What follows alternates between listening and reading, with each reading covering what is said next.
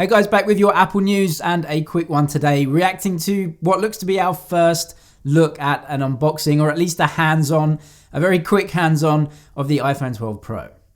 This is coming today just before apparently all of the official reviews and unboxings come out. So apparently all of the review units have been sent out and all of the NDAs expire tomorrow, the 20th. That should be when you will see all the official reviews, but we get a first look here. And to be honest, this thing is looking pretty good. So let's give my reaction. Firstly, this new color, or old color, I guess. This is called Graphite this year from Apple. Looks pretty much the same all told, but you can see the LiDAR sensor in the iPhone 11 Pro. It does look like the camera sensor is a little bit larger overall as well, but really the back is going to be the same overall, but really the main difference is those flat edges. You can see the button shape and size has changed as well. Also, shiny edges. I guess this is the same as the iPhone 11 Pro. You do have those shiny edges, but these look way shinier, so I don't know how these are gonna hold up over time. You get the volume rockers on the left as usual, and yeah, Apple put this paper on top of their phones now, so it's rather like paper as opposed to plastic on the top. Bezels, super thin, as we know, thinner than the iPhone 11 Pro, and that new form factor. I think it's looking pretty good, to be honest. And is it real? Is it fake? It's probably real because we're only a day out from all of the NDAs expiring, apparently, and iPhones will be around with a lot of reviewers, so possibly one of our first looks at a real iPhone 12 Pro. Also in Apple news though, we got some official pricings for repairs from Apple, and it looks like the iPhone 12 Pro is going to cost the same to repair as at least the iPhone 11 Pro, more expensive than the iPhone 11 though. So we know that Apple are using something they're calling ceramic shield screen this year. This is just a fancy name they give to the latest version of Gorilla Glass that they use. Anyway, the cost for that shouldn't be too different to what we've seen in previous years.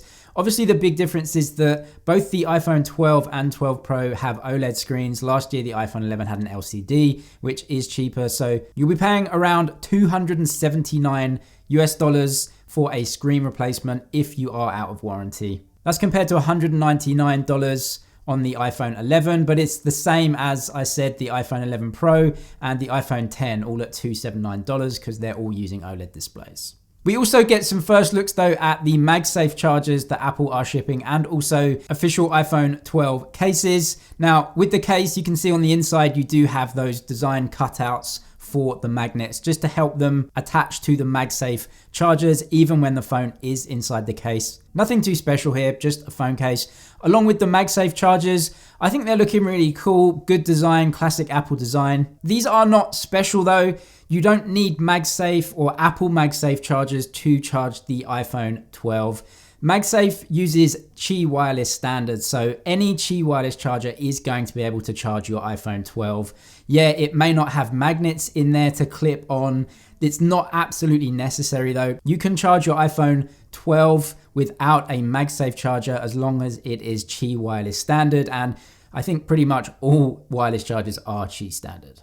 There are some cropping up on Amazon already. I'll leave some links below to them if you want to go and check them out, just to some brands that I've used before, do use, and think are pretty good in terms of quality and price. Put them in the description if you want to check them out. Other than that, we do have Ming-Chi Kuo telling us how the iPhone 12 is selling, and it looks to be a blockbuster year for Apple. So according to him, the 12 Pro Max has actually sold way better than expected, but the 12 has outsold the 11 by a long margin. According to a note he gave investors, strong demand in China has pushed sales of both the iPhone 12 and 12 Pro to almost the same amount of sales as the total iPhone 11 series. So that's 3 phones versus 2. He predicts that this year the iPhone 12 mini will sell about 10 to 15% of units, the iPhone 12 about 30 to 35, the iPhone 12 Pro 30 to 35 too, and then the 12 Pro Max around 15 to 20%. So both the 12 and 12 Pro seeing most of the sales, which is usually the case. Let me know what you think of that unboxing. It looks really cool. Can't wait to see, I guess tomorrow, all the official reviews and unboxings from the big guys. But thank you for watching this one. Please give it a thumbs up if you liked it, and I'll see you in the next one.